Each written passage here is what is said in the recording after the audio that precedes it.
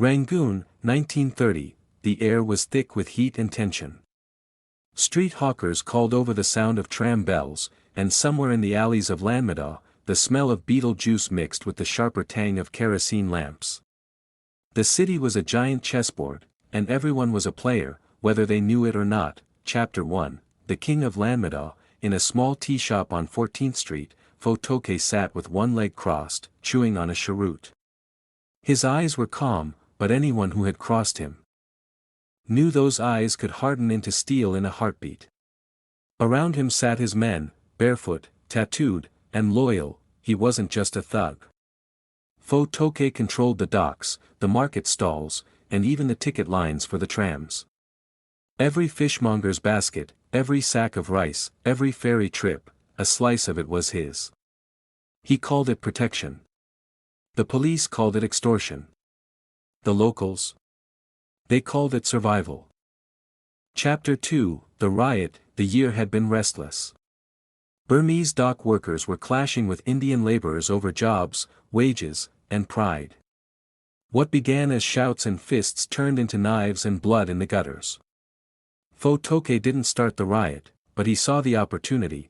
As chaos spread, he moved his men into strategic positions. Rival gangs who had once threatened his rule were either pushed out or quietly disappeared. He told his men, in confusion, the bold make their fortune. Chapter 3, The Shadow of Power. Behind the scenes, colonial officers whispered his name with a mix of disgust and reluctant respect. Some believed Fotoke could be useful, a man who understood the streets better than any uniformed sergeant. One British inspector, Captain Willis, tried to cut a deal: keep your men from killing each other, Fotoke, and maybe we'll look the other way. Fotoke only smiled.